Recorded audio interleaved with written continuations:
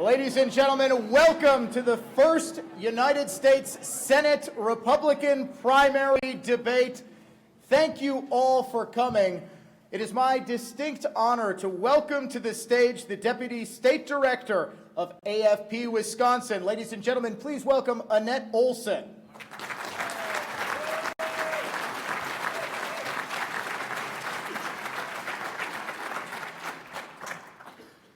Hi, everybody. Thank you all for coming. This is really a pleasure to see so many faces that are recognizable and friendly.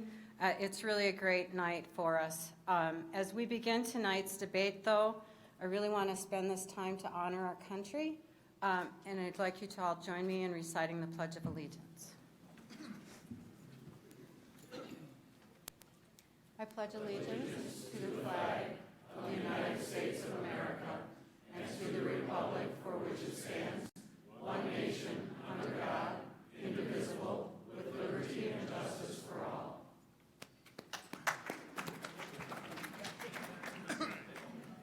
Thank you. I am a proud torchbearer. That's what we call ourselves at AFP. Because of our branding with the torch, we call ourselves torchbearers. I do my best to keep the team of AFP torchbearers here in Wisconsin organized, so I'm going to try to keep us organized here tonight as well. We are live streaming the event on our Facebook page. It will also be available once the event is over, and I think Wisconsin Eye is also live streaming. And I encourage you all to utilize the free Wi-Fi network that we have here. The codes were out in the hallway. Please use our Twitter handle at AFPWI. The hashtags for the debate tonight are hashtag WIDebate and hashtag WIRIGHT. Now, because I'm a leader and a mom and a grandma, and I'm in charge of organizing, I've already told you that, I now get to remind you a few of our rules. There's no signage allowed in the auditorium. There's no candidate stickers, pins, t-shirts, or other materials. Cannot be worn, displayed, or otherwise visible. You are not allowed to record, reproduce, or transmit from here any of the activities.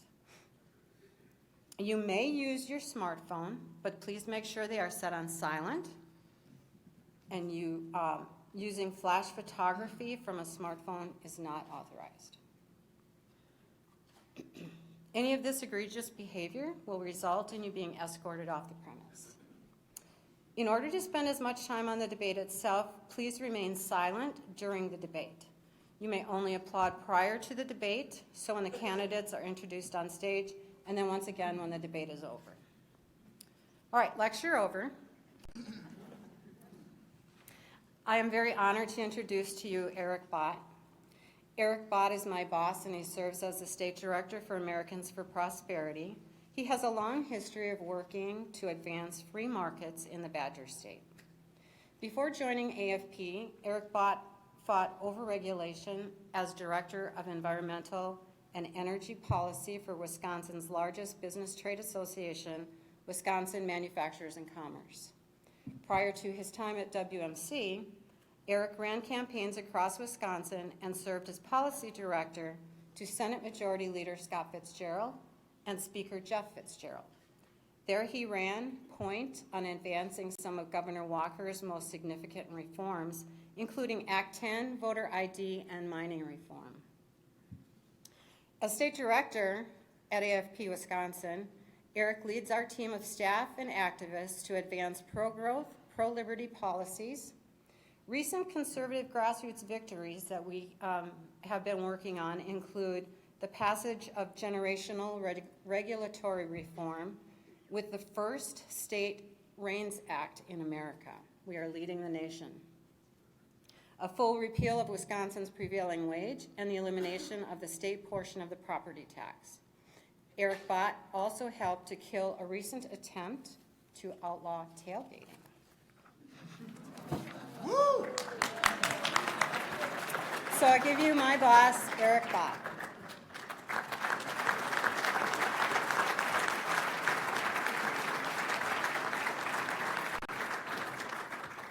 Good evening. I'm Eric Bott, the Wisconsin State Director for Americans for Prosperity. It's a great pleasure to be here before you tonight, and thank you all for coming. I just want to take a moment to tell you about AFP, our mission, and our vision. AFP's mission is very simple. Our organization exists to recruit, to educate, and to mobilize citizens in support of the policies of a free society. We believe that allowing all Americans, especially the least fortunate, to find their fulfillment and to live their own version of the American dream is critical for all our well-being. AFP is determined to protect the American dream for the next generation by promoting the principles and policies that advance liberty and freedom. Americans for Prosperity has 36 state chapters across the country, more than 3.2 million activists across America. Wisconsin happens to be one of the larger and most active chapters with over 130,000 activists in our state. We're part of a larger network that includes organizations such as Concerned Veterans for America, the Libre Initiative, and the Freedom Partners Chamber of Commerce. Together, we work to create an environment where everyone has access to opportunity and a chance to obtain their version of the American dream. Tonight, we look forward to hearing from two candidates to share their own visions with us, their visions for a freer society, and their own ideas to help all Americans live more prosperous and fulfilling lives. I now have the distinct pleasure to welcome our moderator for the evening. As one of Milwaukee's most prominent conservative voices, he really needs no introduction. But for those of you not familiar with Dan O'Donnell, he hosts a daily talk show from 9 to 11 a.m. on WISN Milwaukee. He is a tremendous leader in promoting accountable government, in holding politicians to task when they veer from their principles, and for we all do, right? And for promoting free markets and individual liberties. So I'm thrilled to welcome Dan O'Donnell to begin our debate. Thank you, Dan, for joining us.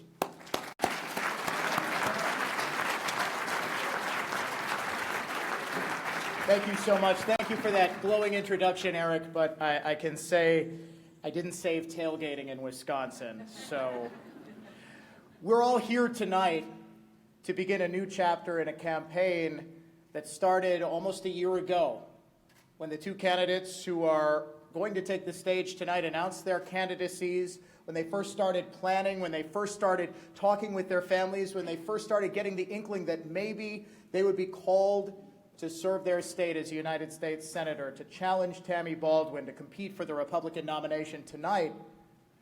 Well, we get a step closer. Tonight, for the first time, those two candidates will meet on a stage to share their ideas about a freer government, a more open government, a more conservative government, and their vision for the future of Wisconsin. Tonight's debate will feature questions from Americans for Prosperity members. Our panelists for this evening, first, Akash Chogli. He's the Director of Policy at Americans for Prosperity, and in this role, he oversees state policy advocacy efforts, focuses on labor, healthcare, education, and other national issues, tax policy as well. He's a regular contributor to the Wall Street Journal, Forbes, National Review, other publications as well. He's a regular guest on Fox News, Fox Business Network, National Public Radio, and several syndicated talk radio programs. A Rhode Island native, Akash received his bachelor's degree from Boston College in 2012 and a master's degree from George Washington University in 2015. He was named to Forbes magazine's 2016 30 Under 30 for Law and Policy. Ladies and gentlemen, please give a warm welcome to our panelist, Akash Chogli.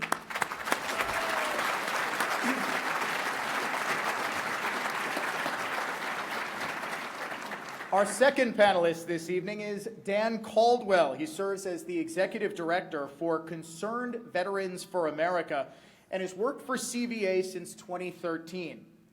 In 2005, Dan enlisted in the United States Marine Corps as an infantryman.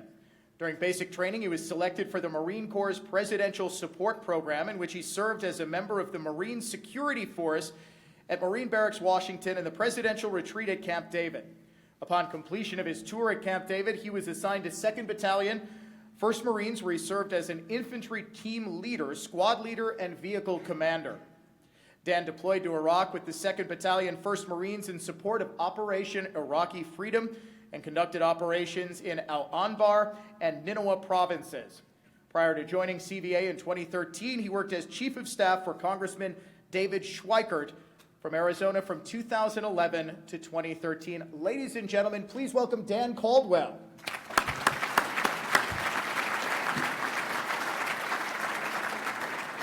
And our third panelist tonight, Professor Richard Avramenko. He's an associate professor of political science, chair of the Integrated Liberal Studies program, director of the Center for the Study of Liberal Democracy, and editor-in-chief of the Political Science Reviewer, all at the University of Wisconsin-Madison.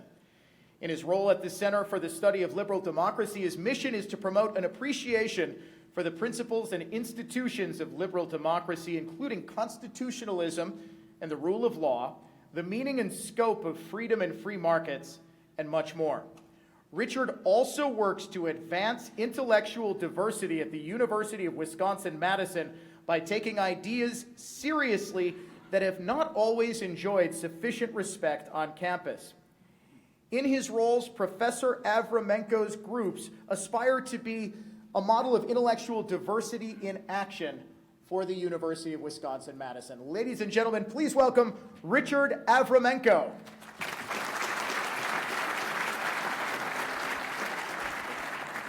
And now, ladies and gentlemen, it is my distinct pleasure and honor to welcome our candidates to the stage. First, a woman who has been a familiar face and a commanding voice for conservatism and the Republican Party here in Wisconsin, as a state representative and a state senator who stood with Governor Walker and the Republican Party through some of the most challenging but ultimately fulfilling times in this state's history. Ladies and gentlemen, please give a warm welcome to State Senator Leah Vukmir.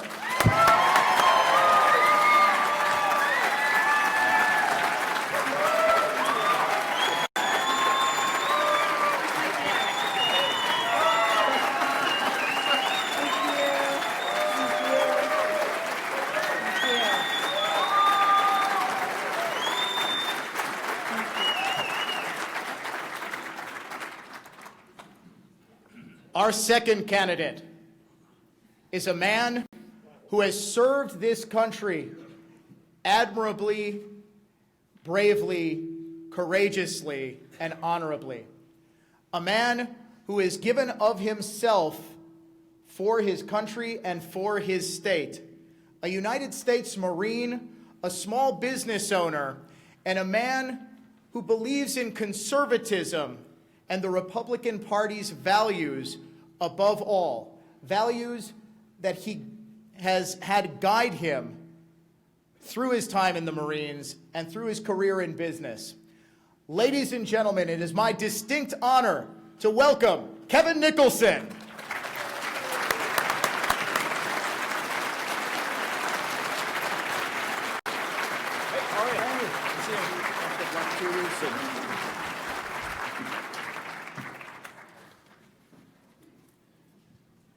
Now that we've met our candidates, it is time to go over the rules for tonight's debate.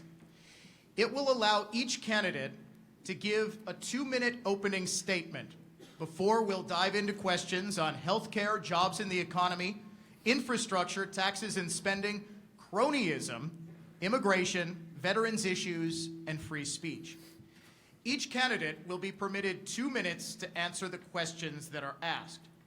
There will be a 1 rebuttal per question, each lasting no longer than a minute, if a candidate was referenced by the other candidate or on my discretion for clarification of an answer. No candidate will be allowed to directly address the other candidate or pose questions to the other candidate. The questions were developed and agreed upon by all 3 members of the questioning panel and have not been shared with the candidates or anyone else. Following the questioning, candidates will receive each 3 minutes to deliver a closing statement. We will be cutting off candidates who go over the time limit. Candidates have received blank paper on which to take notes, and earlier today drew straws to determine the arrangement of the podiums and the order of the introductory remarks. This is very important to ladies and gentlemen in the audience. Applause will not be allowed at any point during the debate. It was only welcome when we introduced the candidates, and it will be welcome when the debate is over. Please, at no point, make any disapproving or approving noises at anything that is said or applaud. Now, each candidate will have 2 minutes to offer an opening statement. And as decided by the drawing of straws, the opening statement first to Kevin Nicholson. Well, thank you, Dan, and I will try to avoid applause-worthy lines in order to keep with the rules.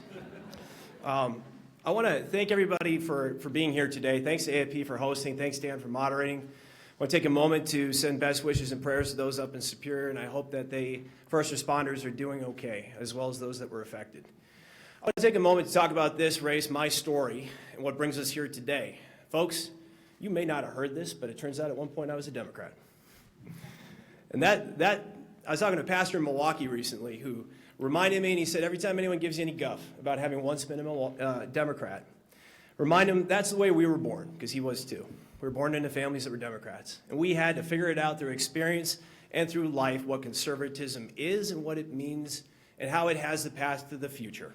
And I did figure that out. In my own case, that story winds through the deserts of Iraq and the opium fields of Afghanistan and the mountains of Wyoming, but that's what formed me into who I am today, and I wouldn't trade it for anything. And it's what made my core what it is. So it starts with me being elected national president of the College of Democrats in 1999, which is a huge applause line at Republican events all across our state. But seeing a party that was broken and had no plans for the future and had no real ability to actually chart a path forward. From there, I would go to run a newspaper, to work for about a year, and then work as a cowboy, because that's what you do after you run a newspaper. From there, I would join the Marine Corps. I'd fight in 2 wars. I would have my eyes opened and my illusions stripped away.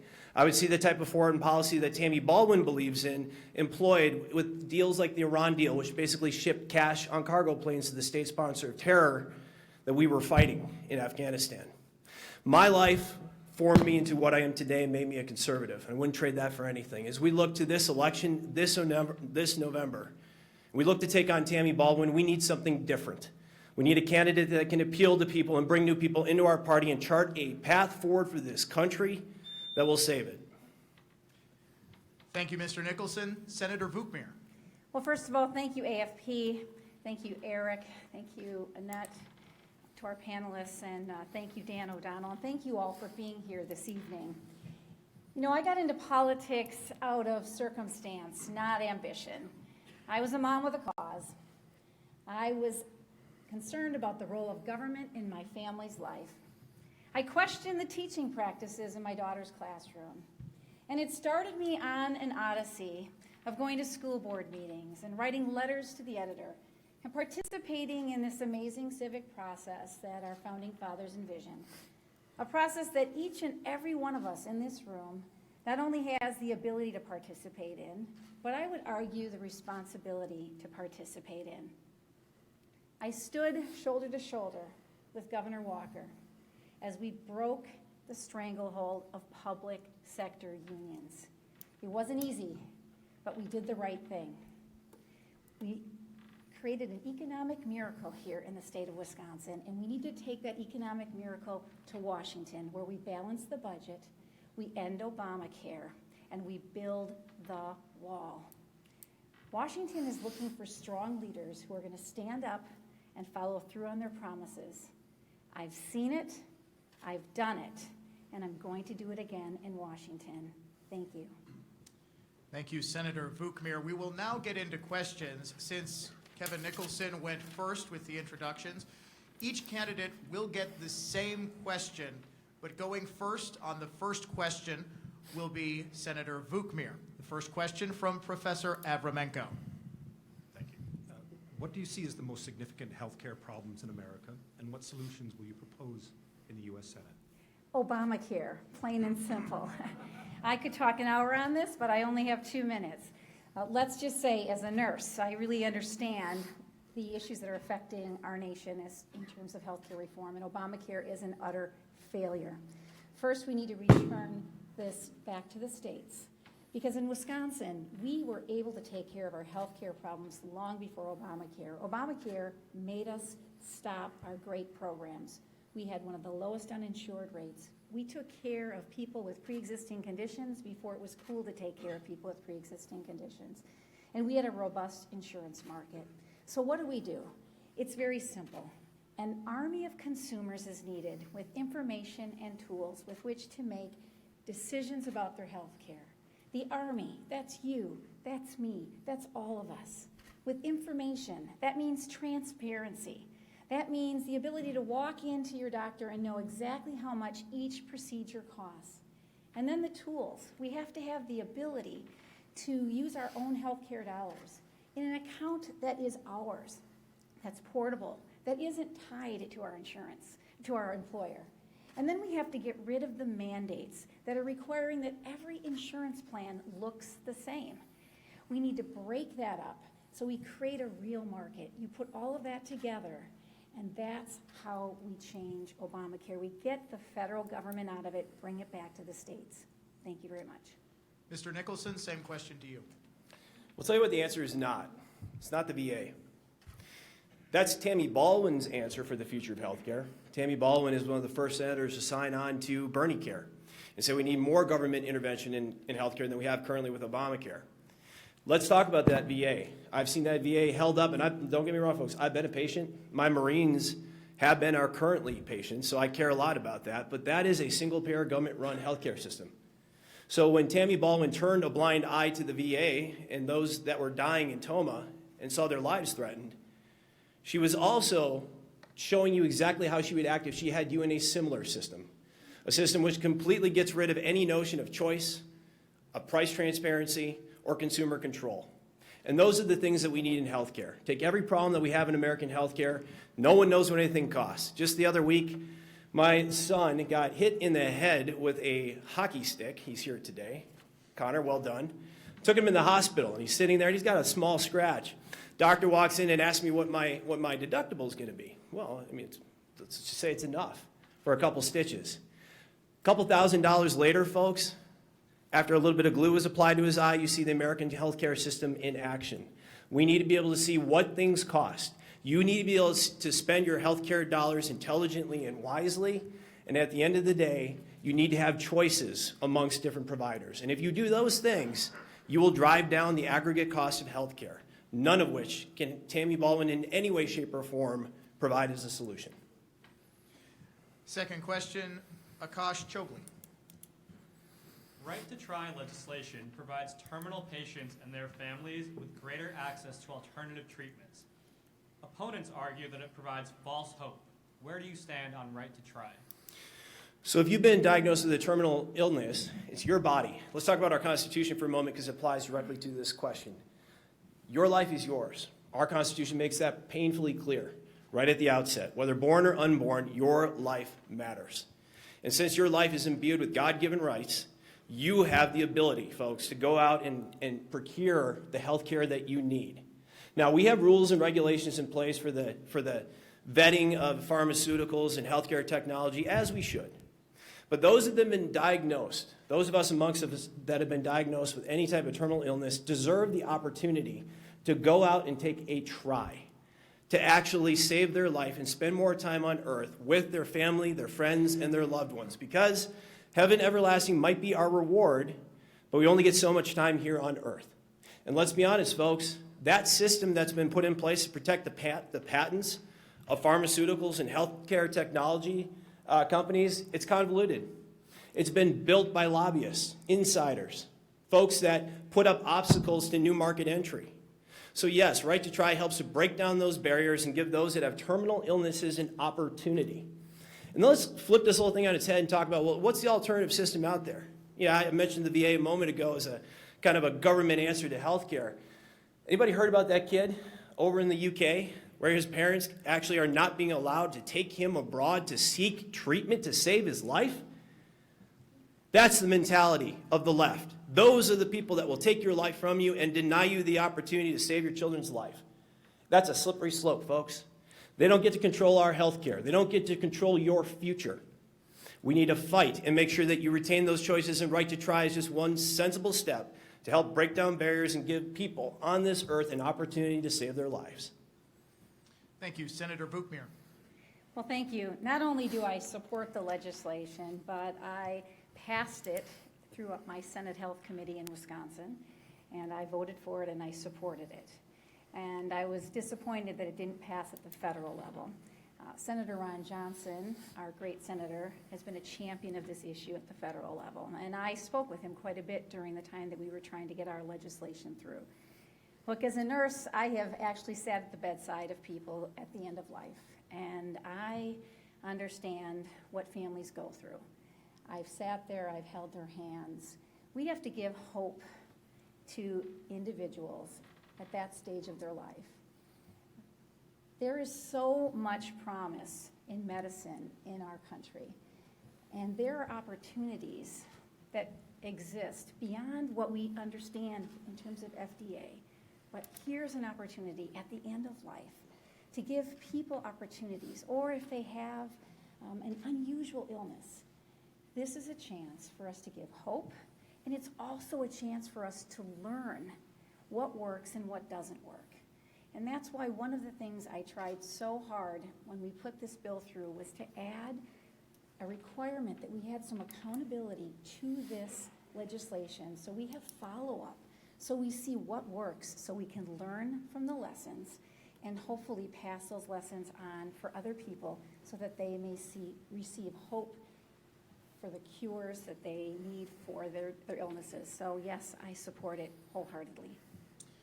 Moving on from healthcare to jobs and the economy, the third question of tonight's debate will first go to Senator Vukmir, and Dan Caldwell has it.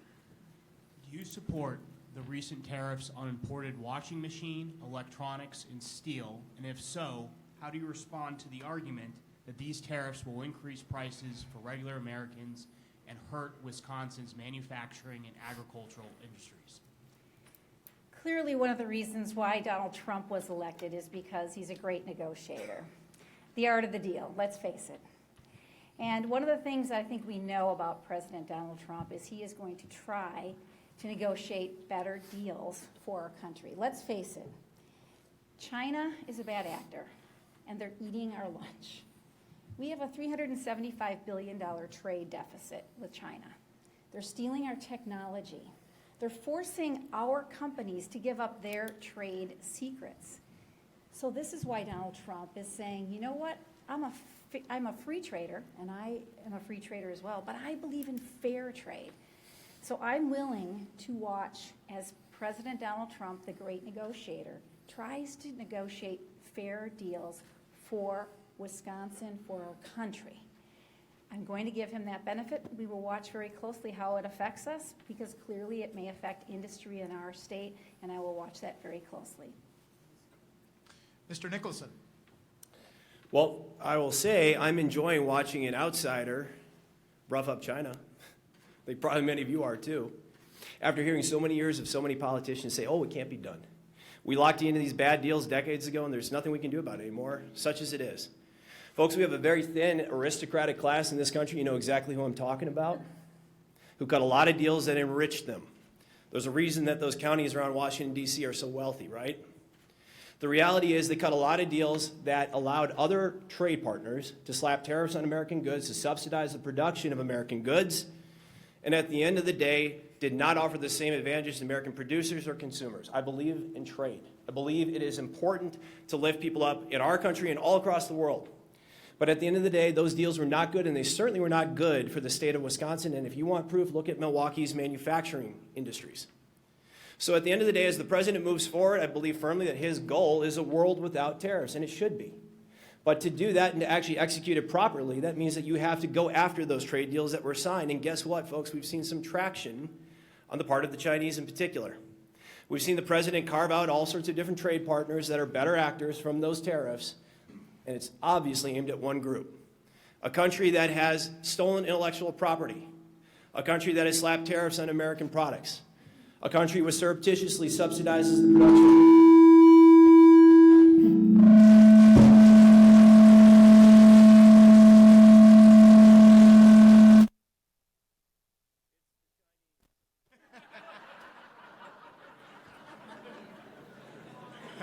You should have known it. We will, of course, give you, Mr. Nicholson, Thank time you. to finish You your... can't let them take that from me. Darn it, folks. I knew they would come after me. I was actually going to blame Russian hacking. Yeah, that was the Chinese. I think we all know that. But the reality is that these deals were signed and they were inked and they did not actually advantage the American people. So let's say to our trade partners, let's start over and let's do this right. And that's clearly the president's goal.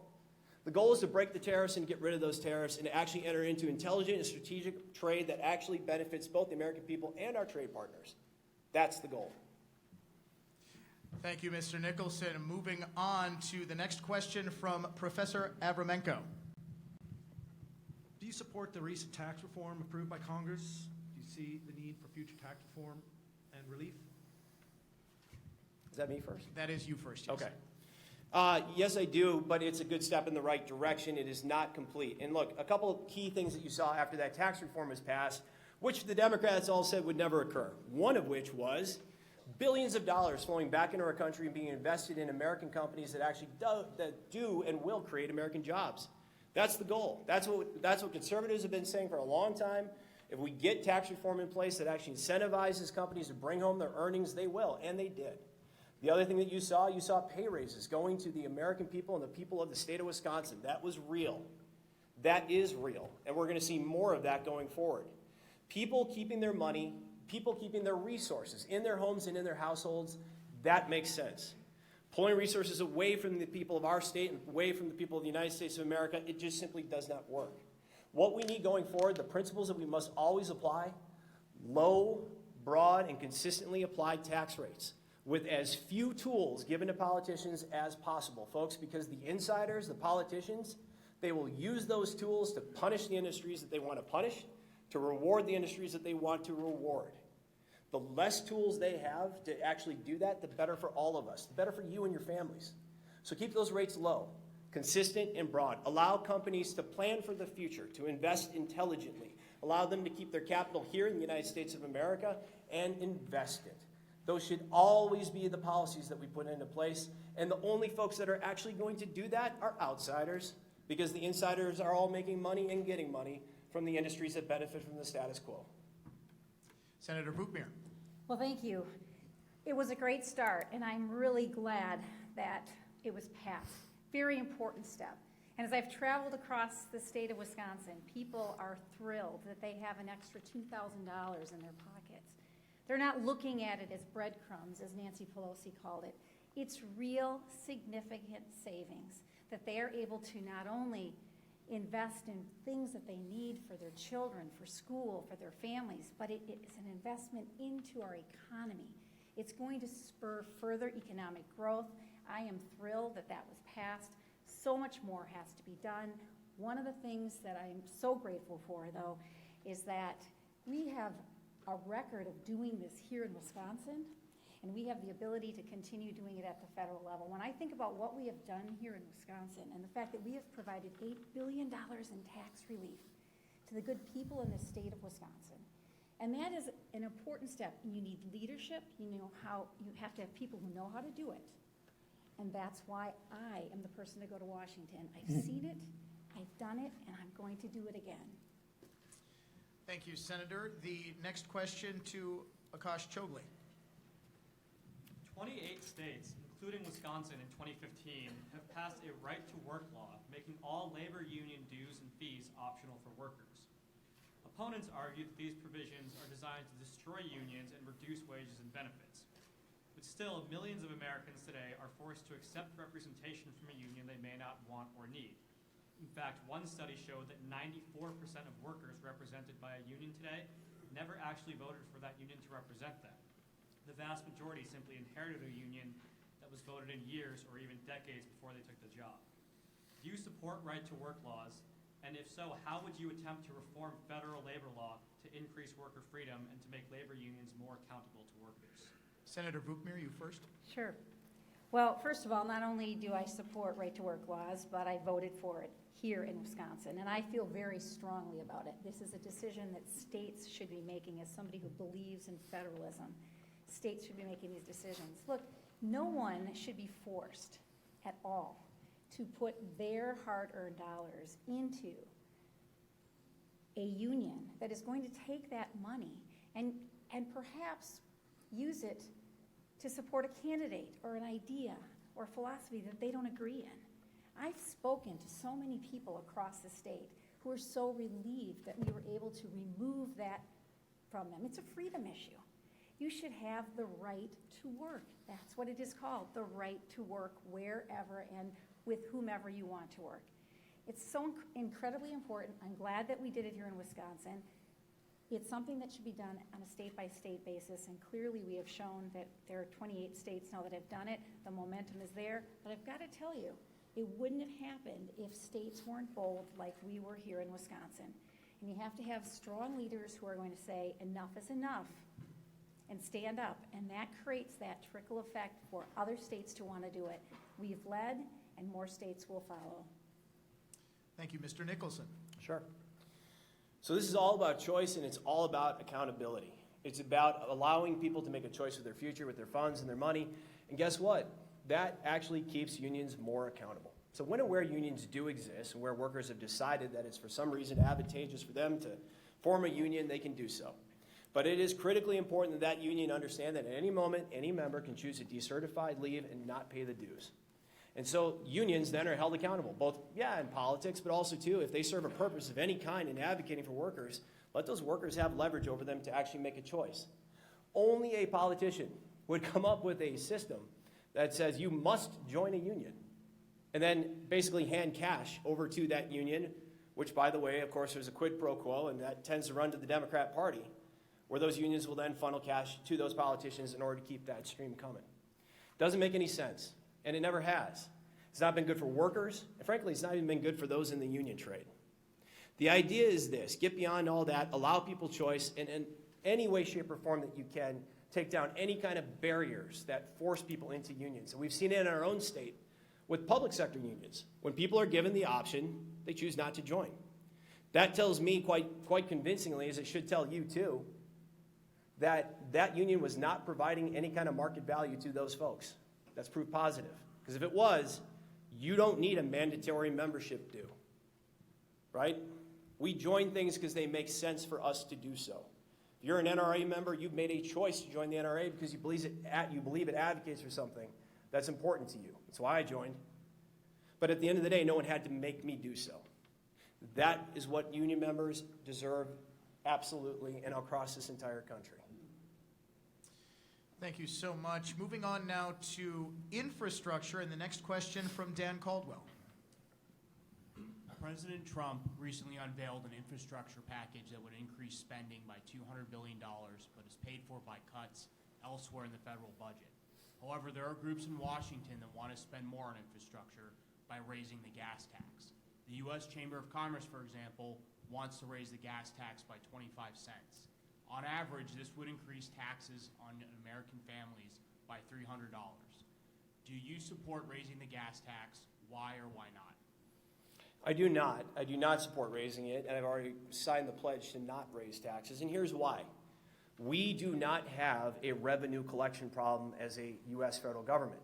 And frankly, that tax reform bill that was just passed is the kind of thing that is going to, over the long term, increase revenues to the federal government because it's going to encourage economic growth, which is how you always want to increase revenues to the federal government, is through growth.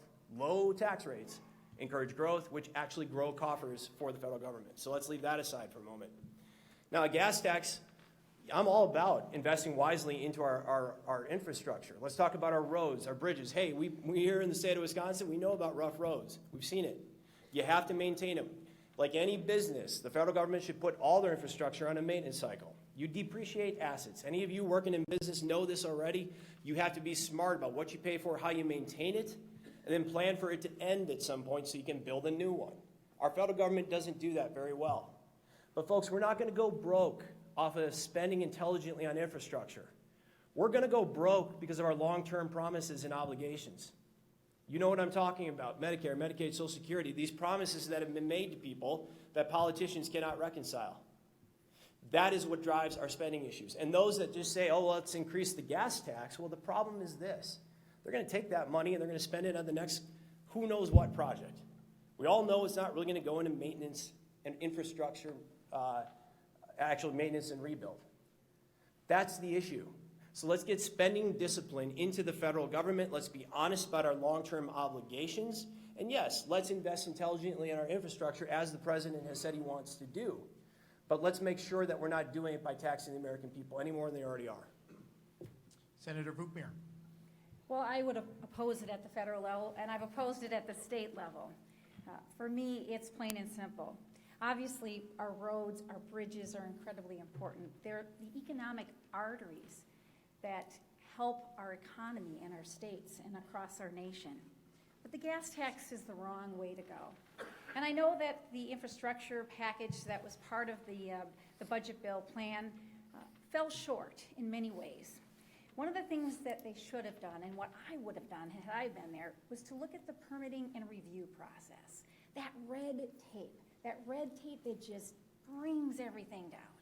That is something that we have had a great track record of doing here in Wisconsin. President Trump is starting to do it across the board, but it fell short on the infrastructure package. And other things that you can do that would be also very important would be what we've done here in Wisconsin. We repealed prevailing wage laws. These were my initiatives. We repealed them at the local level. We repealed it at the state level. I'd like to go to Washington and say, let's get rid of Davis-Bacon. That's how we make difference. We make a difference. We're able to save money. It is absolutely ridiculous that government should be setting wages. It's wrong. We don't believe in that.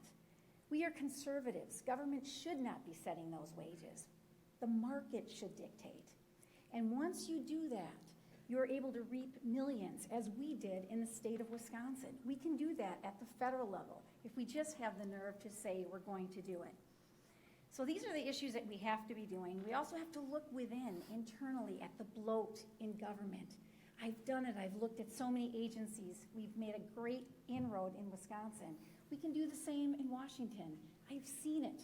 I've done it. I'm going to do it again in Washington.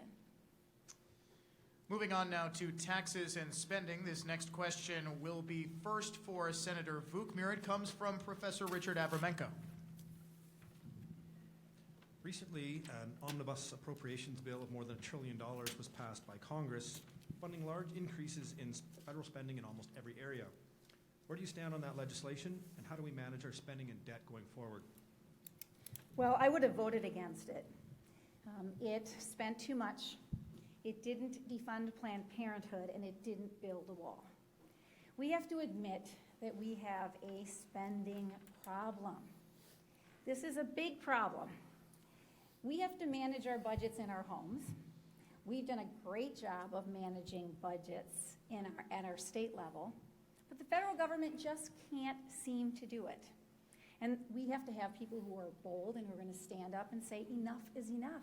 We can't keep passing this on to future generations. So what we need to do, the most important thing, obviously, we have to find ways to cut waste, and we have to find ways to look at our discretionary spending. In this particular budget, I believe they blew the caps by $138 billion in discretionary spending. That's ridiculous. And we have to have people who say, we can't do this. We have to look within and find ways. We also have to look at what I would call something that we as conservatives believe in, federalism. We need to bring things back to the states. Why do we have redundancies? We have redundancies in the Department of Education, and then we have it here in our state, in our departments of education. And that would be much better, we would be much better suited if we would bring that money back to the states and let the states administer the programs the way they know how and the way they see fit. They're closer to the problems. We need people who are going to think like that. And we've had that opportunity of thinking that way in Wisconsin because we were faced with a $3.6 billion budget deficit. We couldn't just print money. We couldn't just kick the problem down the road. We had to take bold actions, and that's what we did. You need individuals to go to Washington who are going to take bold actions. I've done that. I'll do it again. Mr. Nicholson. So this is really a question of, are you willing to push back on leadership? That's really it. I'm endorsed by Senator Ted Cruz and by Senator Mike Lee, two folks that push back on leadership quite a bit at the federal level. So let's talk about that for just a moment and the importance of that. Talked to those senators and have talked to others about the trap that happens over and over and again. This omnibus bill rolling down the tracks for weeks in advance. Folks, those senators didn't see that bill until you heard about it. 2,000 plus pages landing on their desk with about 48 hours to sign it. That's a real serious problem. What's more, those senators don't have any real chance not just to read it, but to amend it, to change it. And what's more, that money just sloshes into the federal government. Who knows what it gets spent on? We know what they claim, or we know maybe weeks after the fact what they claim it was going to be spent on, but they're not really restricted in any way or shape or form. The only folks that actually have an ability to go there and do something about this are those that are willing to push back on some of the processes by which politicians run the federal government. That means people withholding those omnibus bills to the last second. And you got to be willing to say, no, I will not vote for that. And by the way, this isn't my career. So the worst you're ever going to threaten me with is that you're not going to help me in my next reelection. Okay? I know people that died for this country, folks. That's a sacrifice. Standing up to somebody and saying in an omnibus bill that spends trillions of dollars without any real analysis, and then having them threaten you with your reelect, that's not a risk in any way, shape, or form. That's what senators are supposed to do. And folks, the definition of insanity is to just keep doing the same thing over and over again, sending politicians to Washington who say, I'm going to do it different, I promise. But then they fall in line with leadership because that is the way the system is designed to work. They put in financial incentives, political incentives, they corral you. Heck, they talk about locking you in rooms. The question is, will you stand up? Look at the company I keep. I will stand up. Thank you very much, Mr. Nicholson. The next question is going to be on cronyism in government, and it comes from Akash Chogli. The Export-Import Bank is a Depression-era agency that provides billions in taxpayer-backed assistance to big business and foreign corporations in places like China and Mexico. Proponents say it's necessary to promote U.S. manufacturing, while critics say it picks winners and losers and puts taxpayers on the hook for risky loans. Where do you stand, and would you support ending the Export-Import Bank? So I would. It needs to go. It is a byproduct of bad trade deals, and we just talked about this a moment ago when we discussed trade earlier. I think one of the points the president has made once again is we have signed a series of bad trade deals with numerous countries across the world. And those trade deals have created a system whereby politicians have said, well, I'll tell you what, I signed a terrible deal for you, but I'm going to create this bank, and this bank is going to dole out favors to you depending on how much you donate to me. That's what the XM Bank is. That's craziness. That is a broken system. So let's dial it back and talk about what the real problems are here. Let's get back to basics. The deals are bad. If the deals weren't bad, you wouldn't have to justify the existence of the Export-Import Bank in the first place. So let's be honest about this. This is why the president has come forward and said, I am going to bust up these deals, and I'm going to bring our trade partners back to the table and force you to sign better deals so that we don't have to have things like the XM Bank. And boy, folks, I'll remind you, there's a whole lot of politicians that got super nervous when the president started out doing this. Clear to me what his objective was, but I work in business. I'm not a politician. The goal is to actually reset the clock and put deals in place that are better for the people of the state of Wisconsin so that we don't have politicians and would-be aristocrats doling out favors through the XM Bank to try and make up for the bad trade deals that they signed in the first place. The only people that can stand up to that kind of insanity are those that are not part of that system in the first place. If you send a politician to fix that problem, it will never be fixed. You will be talking about it again in 6 years, 12 years, and 18 years from now. The reason I've limited myself to 2 terms and 12 years is because you should not become part of a political class. When you do, you end up thinking that these ideas make sense. We have a real problem. It took about 240-some years, but we reformed an aristocracy in this country, and it was never supposed to be that way. So ideas like this, they don't make sense. Get back to basics, strike good deals with your trade partners, hold them accountable, hold yourself accountable. Trade's a virtuous cycle. It's a good thing. Thank you very much, Mr. Nicholson. Senator Vukmir. Well, thank you. Yes, I would love to vote against it. The fact of the matter is, as we talked earlier, and we agree on this, we are having a serious problem with these trade deals. And that's why it is so great that we have President Donald Trump, who is willing to stand up and say, enough is enough. We have to look at renegotiating these tariffs, and it is the same with this situation. Look, My friends, it is a terrible situation, but the competition that is out there is great. And we looked at it right here in the state of Wisconsin when we had to deal with whether or not to have a company like Foxconn come here. And we had people tell us, no, it's not a good idea, it's cronyism. But the fact of the matter is, the competition surrounding our state, with other states wanting to bring in and take away that deal of Foxconn, would be great. So state leaders have to stand up sometimes and look out for their best interests. That's what President Donald Trump is doing. And I think we need to have more people like that who are willing to stand up. Now, we talk a lot about leadership and standing up to leadership. And I heard Kevin talk about that. I have stood up to leadership. Sometimes the biggest and the most difficult debates that we have in the halls of capitals here in Wisconsin and across the country and in our United States Capitol are debates within our own party. We all hear about the debates between Republicans and Democrats, but within our own parties, we have to have strong people who are willing to say, this is what our conservative principles are, this is what we believe. And just because you're in leadership doesn't mean you don't keep pushing. That's what I've done in Wisconsin, and that's what I will do for you in Washington. So as a reference, can I respond? You may have Okay. 1 minute to respond. So when I hear the word leadership, I think crimson and gold. I think the United States Marine Corps. And here's what I was taught, because human life was on the line. You will always do the right thing. It does not matter what the cost is to you. You signed up for it. You don't get to complain. And if it costs you your life, then so be it. That's the price that you pay to lead others, in my case, in the United States Marines. And that's an honor. That's an honor. I don't know what politicians consider leadership to be. It's not really clear to me. I'm sure it's not clear to you either. But at the end of the day, you just simply have to do the right thing. Whether we're talking about the Ex-Im Bank, we're talking about overspending, we're talking about lying to people every single day about what our true obligations are, that's not leadership. You have to go treat a Senate term as a 6-year act of service. Do the right thing while you're there. Who cares if you get reelected? Because if you don't do it right in the first 6 years, we're running out of time, and it really doesn't matter. Thank you. Moving on to one of the hottest button issues of the day, immigration. And again, the question from Akash Chogli.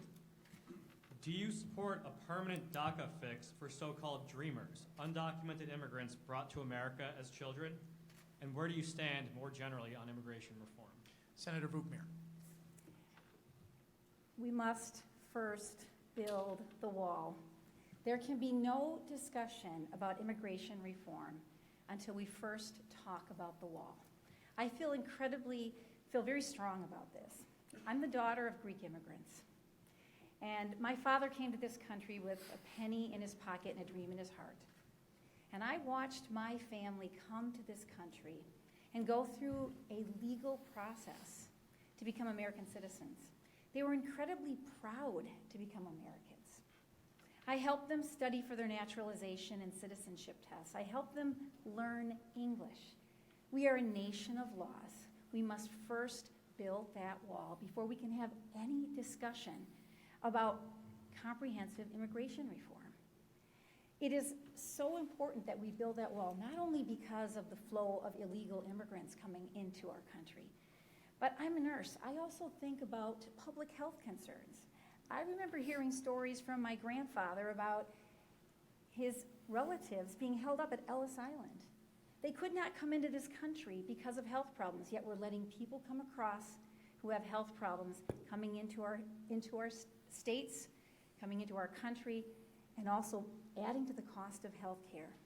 We also have to have that wall because it is a flow not only of illegal immigrants, but a flow of drug trafficking and human trafficking.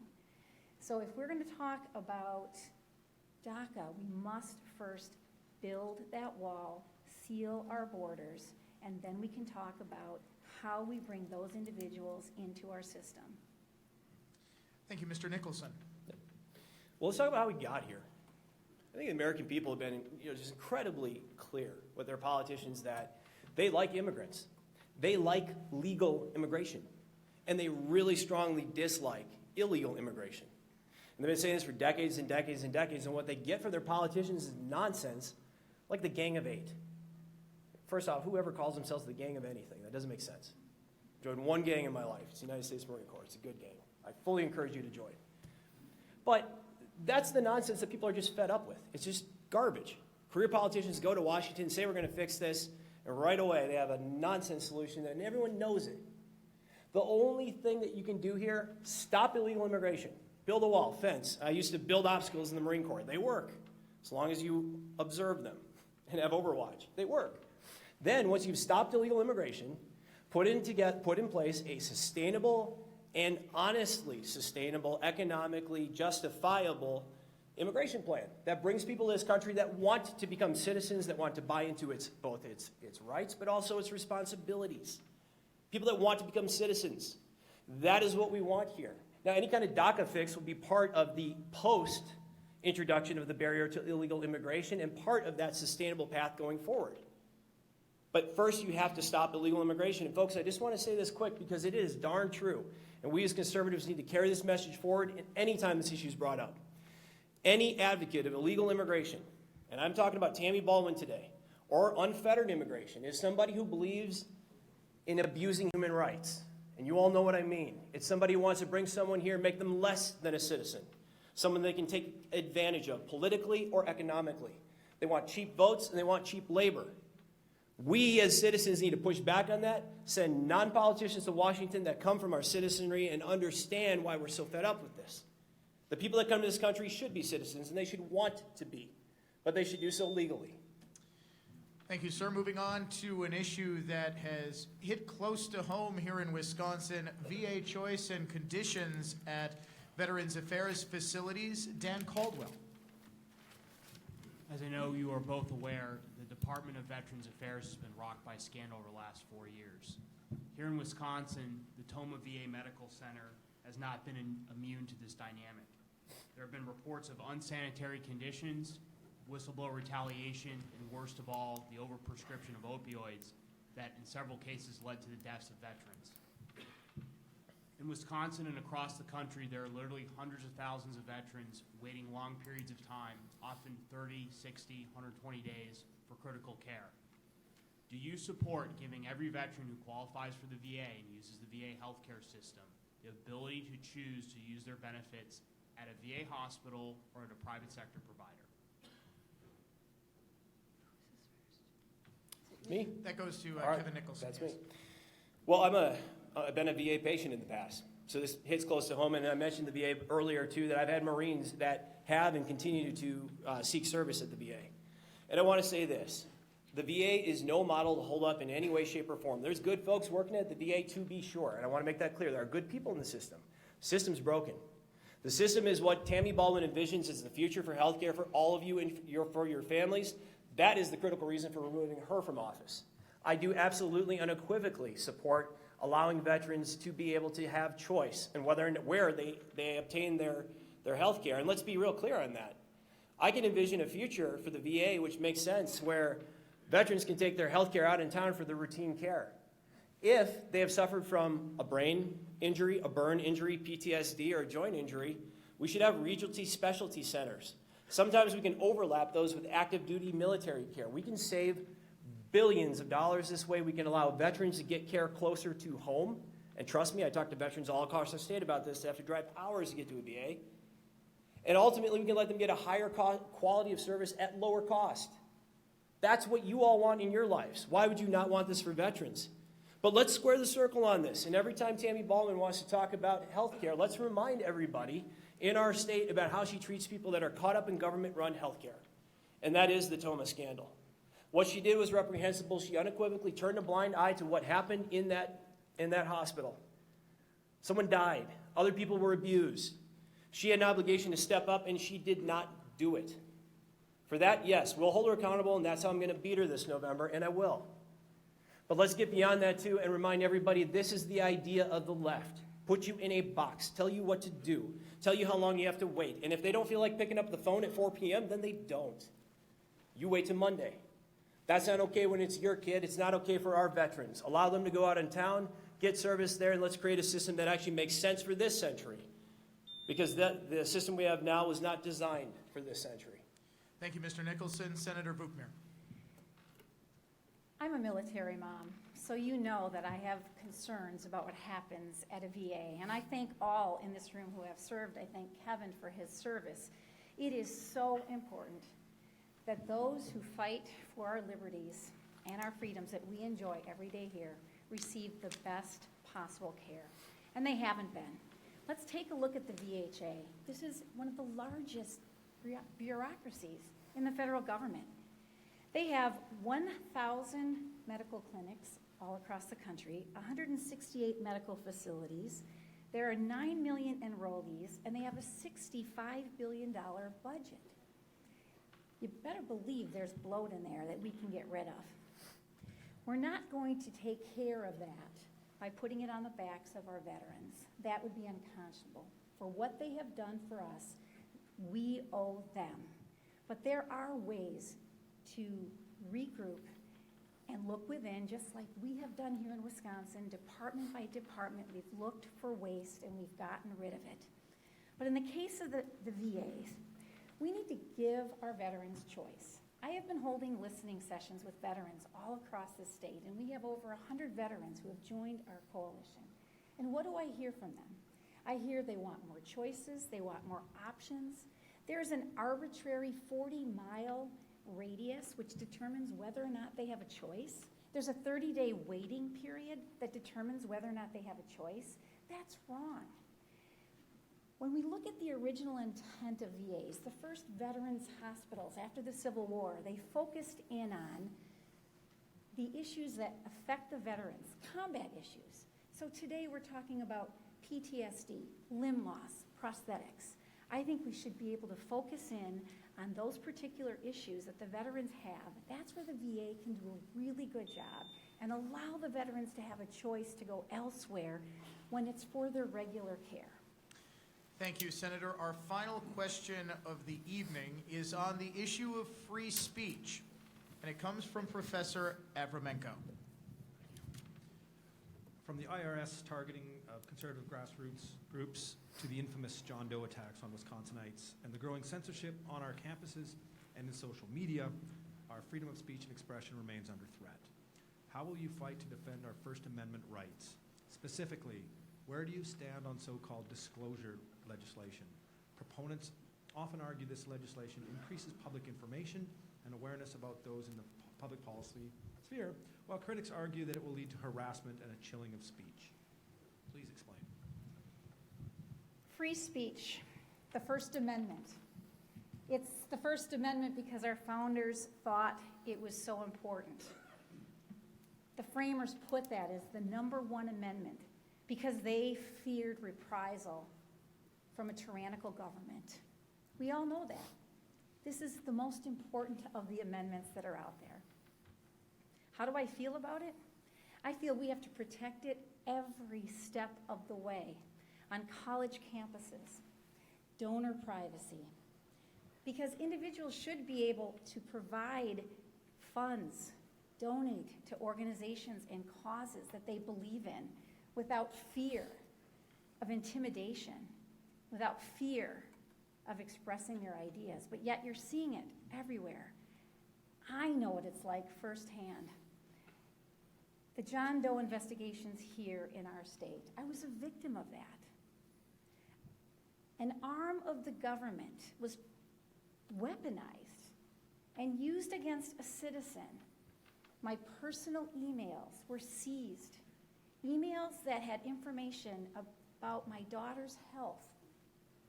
No parent should have to call their child and tell them that. We need to root this out at every level. We've seen it with the IRS, you're right. We've seen it with the FBI, and now most recently with President Donald Trump's. His conversations were seized, conversations with his attorney. It's wrong. We need people who have been affected by it to say enough is enough. I have seen it.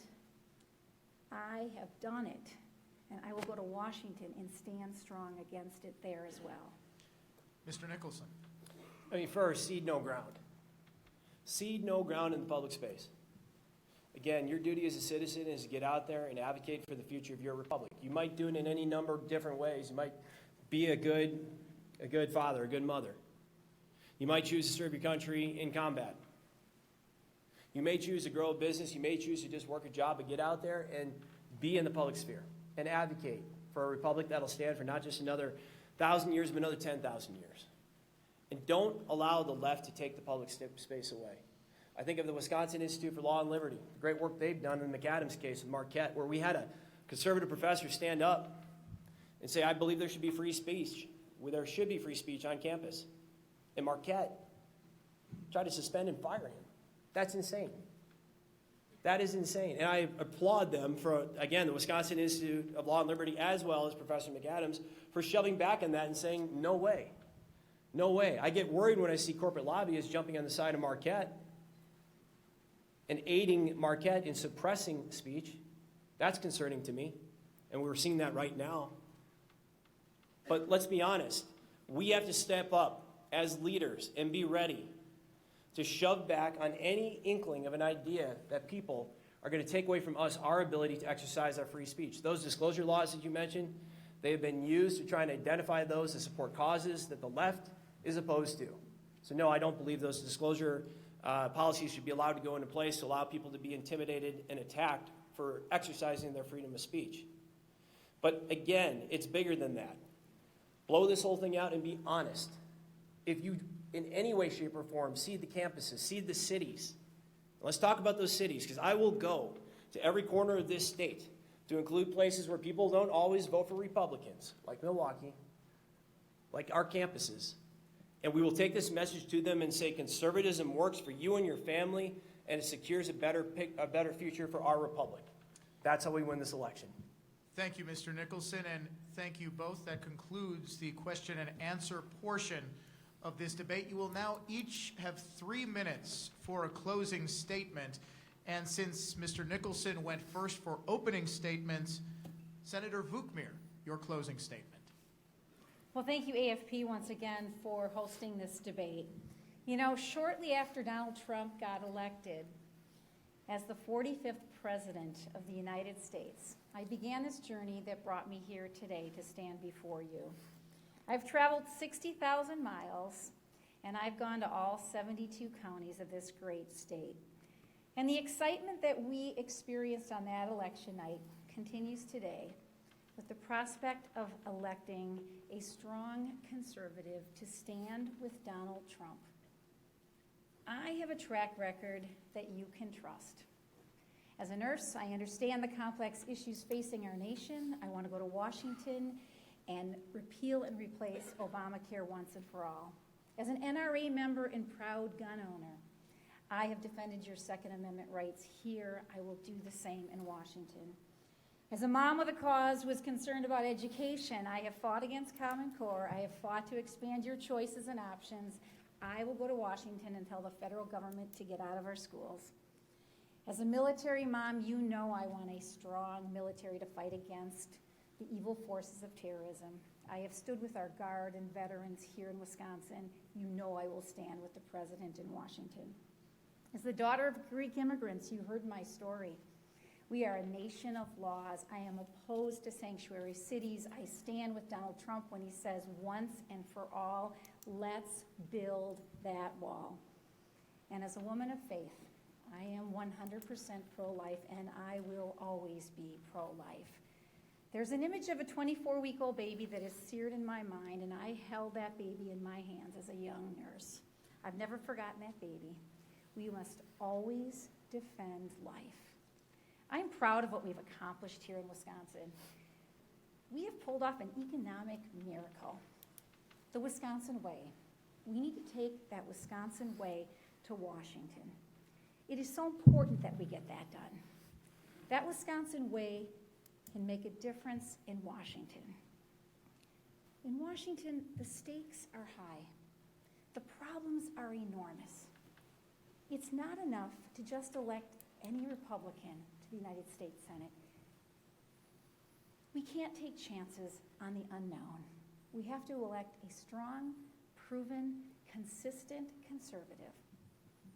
I've seen it, I've done it, and I'm going to Washington to do it again. Thank you. Mr. Nicholson. I feel like I might be the unknown in that variable. I am. I'm clearly different, folks. Clearly a different kind of candidate. That is what we need. If you think that we can solve our problems by sending the same solutions, you got a couple choices in this election, and it's not me. You should all be honest about that, right?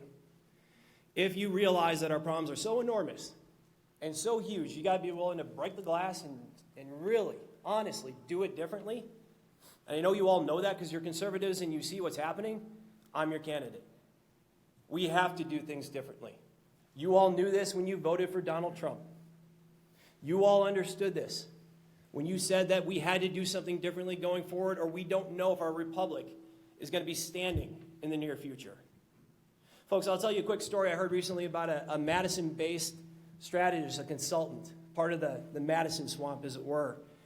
He said out loud on videotape that he thought Tammy Baldwin was strategic in her choice of issues, and he thought that she was responsive to voters. Anybody here believe that? Folks at Toma don't think so. She's not responsive to them.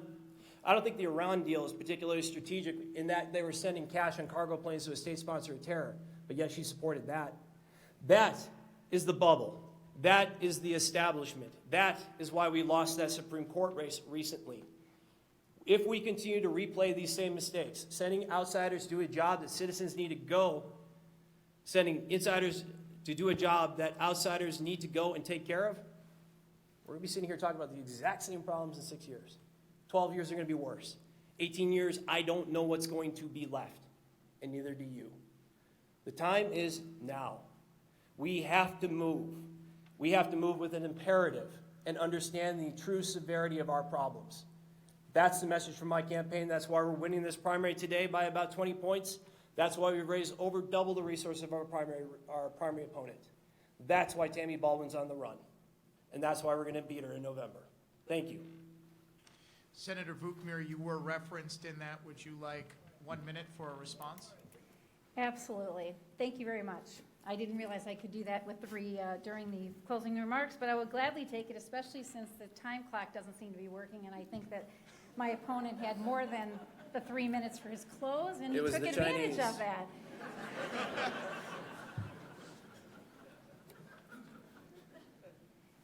Well, let's talk about that, because it's clear that there is a difference between the two of us. And I think it's very important that we understand. I appreciate, as I've said before, I appreciate Kevin's service to our nation. But he's going to have to prove what his conservative track record is. I don't have to prove that to you. You know what my track record is. We know more about Kevin's track record as a Democrat than we do about his track record as a Republican. And I think that is the issue. Who can you trust to follow through and make sure that the conservative principles that every one of you in this room holds near and dear are the conservative principles? I'm going to keep talking. That's how you buck leadership. Senator Vukmir, thank you. Mr. Nicholson. Well, let me finish. I want to make sure that our conservative principles that we hold dear are the principles that our nation were founded on. Those are the principles that I stand for, and you can count on me because I have done it here in Wisconsin. I'm not changing my stripes. I've stood up to my leadership. I have stood up for you. We have an amazing team here. What we have done in Wisconsin is remarkable, and we have done it together. And I am actually, it's a personal affront to hear that party being maligned, that party being told that the reason why we lost that election was because of some comments by somebody. Everyone in this room stood with the governor and with me when that Capitol was taken over under siege. You were there with us. You never wavered. You lifted us up. And we made the right decision, and we did the right thing, and we changed Wisconsin. Okay. Senator Vukmir, in the interest of fairness, that was 2 minutes. Mr. Nicholson, you have 2 minutes to respond. Thank you. My track record? My track record, I would look to the battlefields of Iraq and Afghanistan if you want it. That's where I'd look first. I know that doesn't mean much to certain politicians. I know that darn well. That's wrong. Those that I have served with know that darn well. Ladies and gentlemen, please. I'm going to be blunt. For those that have said that leading Marines in combat during the course of 2 wars does not qualify as conservative credentials, you need to look inside them and decide what they think conservative credentials are. Defending the Republic, making sure that it stands forever, making sure that I bring home American citizens that decided to sign on the dotted line to defend the Constitution, that's real. That's my track record. I'll sink or swim by it, and I'm proud to do so. You want to build out beyond that? Time in industry, time as a father, time as a husband, things that make you a real citizen and honestly immerse you into the culture of this country. That doesn't count as conservative principles to some. I don't have to answer that. I know you all know better. This country will sink or swim because citizens stand up and say we're sick of the political class flushing its future down the toilet. That's the truth. That's the political class that Tammy Baldwin is a part of. We will not solve our problems by sending more of the political class to Washington, D.C. to do more of the same. And again, our state full well recognized that when we voted for Donald Trump to be president of the United States. And to now think that we can pull back and go back to doing the same old, and somehow it's going to work, denies reality. That's the mentality we need to get away from. That's the mentality that's going to save the future of this republic and not just win this election, but win the future of this country. Thank you. Thank you. I have to Ladies and respond. gentlemen. No, Dan O'Donnell, please, can I just say one thing? Because I have to respond. That was a very, very low Senator. blow to say that I don't respect you. And I want to make sure everyone in this room knows that. I respect your service, and I'm grateful for your service, Kevin. And I didn't really, that was really a low blow on your part. And I would ask you to apologize. I get it as a military Senator, mom. we do have to. We must respect our military. I do. If it makes you feel better, I feel respected. Okay, ladies and gentlemen, we are going to end the debate at this point. Ladies and gentlemen, State Senator Leah Vukmir and Kevin Nicholson.